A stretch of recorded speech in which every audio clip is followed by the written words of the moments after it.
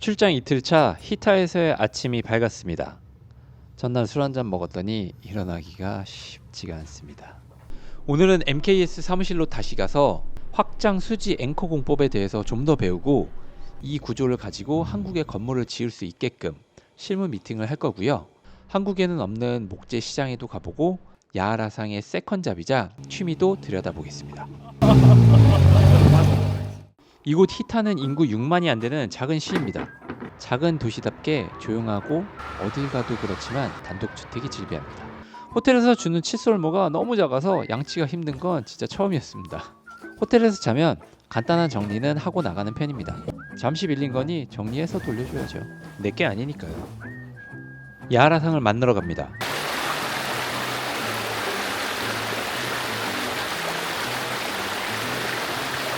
진격의 거인의 고향답게 여기저기 진격의 거인이 많이 보입니다. 초록색 망토 두르고 투어하시는 분들 많이 계신다고 하시더라고요. 목재 산업이 자리를 잡은 동네여서 그럴까요? 가는 길에 있던 공중 화장실도 중목 구조로 만들었습니다. 야하라상 만나러 가는 그 짧은 시간에 여러 가지가 눈에 들어왔는데요. 컨테이너 무리가 있는데 트렁크 룸이라고 적혀 있더라고요. 룸이라고 해서 집인가 싶어서 유심히 봤는데 임대 창고였습니다. 땅값이 비싼 도심지라면 모르겠는데 뭐 히타처럼 약간 교외로 떨어진 곳에 굳이 임대 창고를 둘 필요가 있을까 싶은데 뭐 수요가 있으니 공급이 있겠죠? おはようございます。すみません、遅くなりました。あ、ここもうちなんですよ。はい。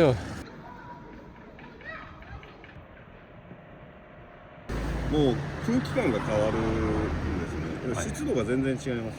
おー、向こうの校舎とこっちの校舎入ったらなんか湿度がこもってる感じ、空気がこもってる感じやっぱあるんです。あ、確かにありますよね。こっちのその木造の校舎に入ってくると、もうなんかカラッとした感じの空気になりますよね。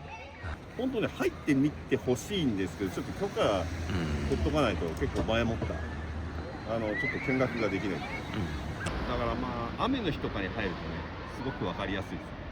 학교 내부는 이렇게 생겼다고 합니다. 복도의 메인 기둥은 105각짜리 기둥 4개를 합쳐서 만들었다고 하네요. 교실은 이렇게 생겼습니다. 목재 보가 실내에 드러나서 실내에서 나무 향이 은은히 퍼진다고 하네요.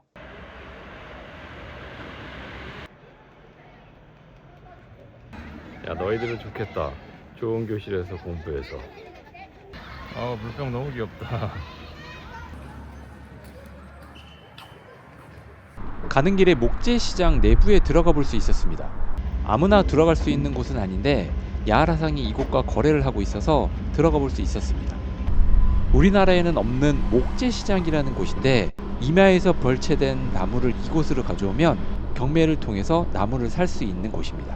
삼나무가 제일 많고 편백도 있다고 하네요. 예정에는 없던 갑작스러운 일정이라 설명을 듣지는 못했지만 나무의 수만 봐도 어마어마한 규모라는 건 알 수 있었습니다. 땅이 한 1만 평 정도 된다고 하네요. 히타에 또 올 일이 있을 것 같으니까 그때는 정식으로 일정을 잡아서 목재 경매하는 풍경을 찍어보도록 하겠습니다.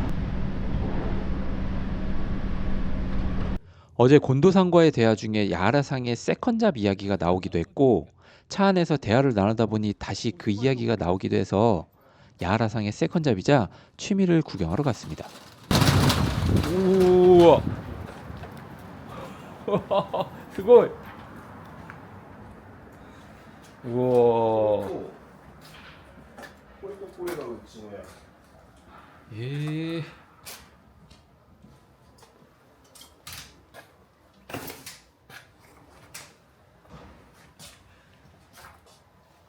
もともとある車ですか？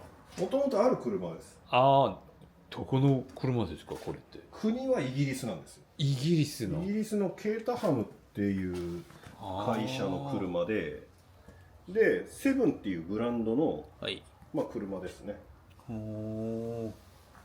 今も生産してるですか？そうなんですよ。新車で買えるんですよ。あだからクラシックカーって呼ばれてる、クラシックカーって思われてるんですけど、ただ出た時とデザインが変わってないから、そうなってるだけですね。新車で買おうとするんだといくらぐらいするんですか？こっちが660万。660万、こいつが。 우와.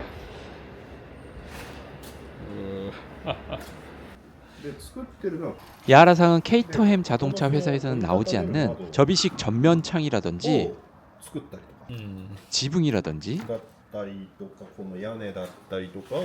백미러 같은 걸 3D 프린터를 이용해서 만들어 판매한다고 하네요.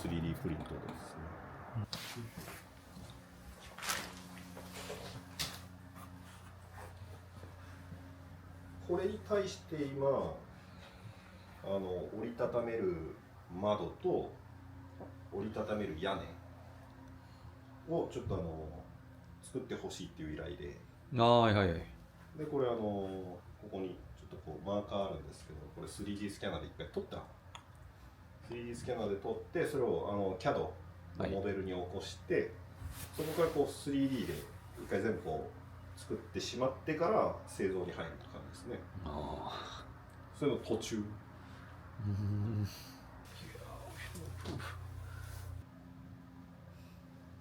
最初自分のためにやってたんですけど、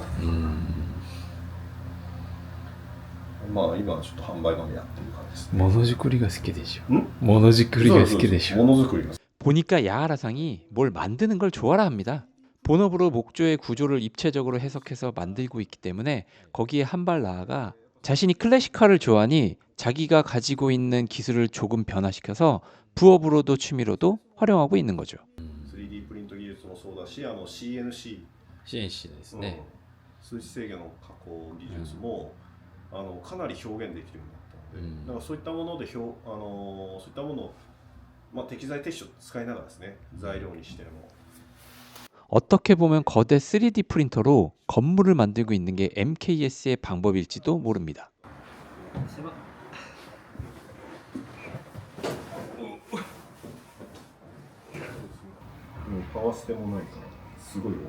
아, そうですか。あ、これがエンジンかけてもそんな重さ。 こんな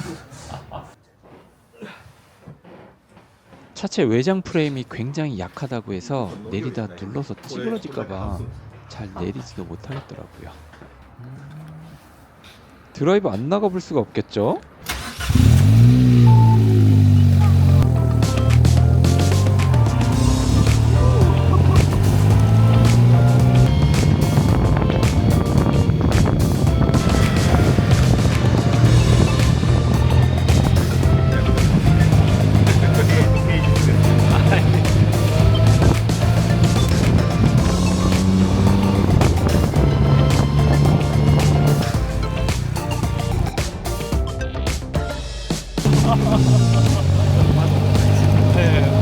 이 차 타고 다니면 확실히 시선 집중입니다. 지나가는 사람들이 다 쳐다봅니다. 그래도 멋져 보여요.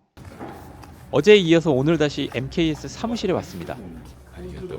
MKS가 가지고 있는 목조 기술은 크게 세 가지가 있습니다. 첫째, 확장 수지 앵커 공법입니다. 이 기술은 부재와 부재를 연결하는 데 사용이 됩니다. 일반적으로는 접합부에 접합 철물을 넣는데 이곳에서는 접합 철물을 사용하지 않고 볼트와 접착액을 이용하여 부재와 부재를 연결시킵니다. 연결될 부위 목재에 일반적인 구멍을 내고 그 안에 다시 확장이라는 공간을 만들어줍니다. 이 확장을 만들 때에는 이곳에만 가지고 있는 도구를 이용하여 확장을 만들어줍니다.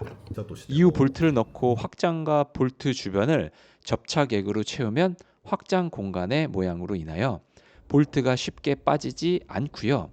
나무가 부서지기 전에는 볼트가 빠지지 않는다고 합니다. 그만큼 강한 인장력을 가질 수 있는 공법입니다. 철물이 표면적으로 드러나지 않기 때문에 미관적으로도 이쁘고 표면 부식에 대한 걱정도 없어집니다. 둘째, 우드 페스너 공법입니다. 수평 부재끼리 교차하는 곳이 생기게 되는데 이 부분에 가로 세로 부재를 연결해주는 공법입니다. 일반적으로 만든다면 접합부 철물을 사용하여 연결하는데 이 공법은 부재와 부재를 대각지게 교차하는 긴 핀을 넣어서 부재끼리 연결을 시켜서 두 부재가 처지거나 분리되지 않게끔 해주는 공법입니다. 셋째, 라멘 내력벽입니다. 일반 분들이 들으시면 어려운 내용이 될 수 있어서 제가 최대한 쉽고 간단하게 말씀을 드리자면 건물에는 크게 두 가지 하중이 작용합니다. 위에서 내려오는 수직 하중, 옆에서 오는 수평 하중이 있는데 수직은 일단 제외하고요. 수평 하중은 지진이나 태풍처럼 건물을 옆으로 쓰러뜨리려는 힘을 말하고요. 이 수평 하중이 왔을 때 건물이 넘어가지 않게끔 잡아주는 걸 내력벽이라고 합니다. 내력벽에는 여러 가지가 있는데 내력벽을 두면 둘수록 어쩔 수 없이 개방감이 떨어집니다. 근데 이 내력벽을 최대한 작게 만들어서 개방감에 지장을 주지 않게끔 하는 것이 MKS가 가지고 있는 또 하나의 기술입니다. 왼쪽 모델처럼 내력벽이 많으면 개방감에 지장을 주는데 이걸 작게 만들면 오른쪽처럼 개방감이 훨씬 좋아지고 이런 창고 같은 건물도 벽에 오픈부를 크게 둘 수가 있는 거죠. 그래서 대형 공간을 만드는 데 필요한 기술을 이 회사가 다 가지고 있습니다. 이 기술들을 활용해서 이렇게 넓은 공간도 목조로 짓습니다. 구현하기 힘든 복잡한 구조를 목조로 만들기에 굉장히 특화되어 있습니다. 게다가 두껍고 큰 부재를 사용하는 게 아닌 시중에서 값싸게 바로 구할 수 있는 목재로 건물을 만들기 때문에 금액도 상대적으로 저렴합니다. 이후에는 실무 협의를 진행했습니다. 저는 MKS의 공법을 국내에 전파해 보려 합니다. 국내에 대단면 중대형 목구조 뼈대를 만드는 공장들은 있습니다. 하지만 이런 방식으로 만드는 곳은 없고 대부분의 공장들이 비규격 목재를 사용하기 때문에 가격이 비싼 편입니다. 요즘 광급공사가 목조로 많이 나오기는 하지만 탄소 저감이라는 이상과 지자체들의 예산이라는 현실이 충돌하는 것도 현실이기도 합니다.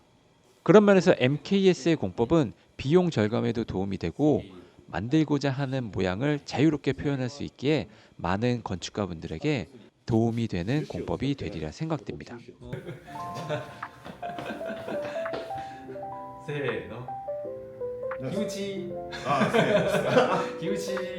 마지막으로 히타역 앞에서 야라상이랑 야채라멘 하나씩 먹고 히타에서 일정을 마쳤습니다.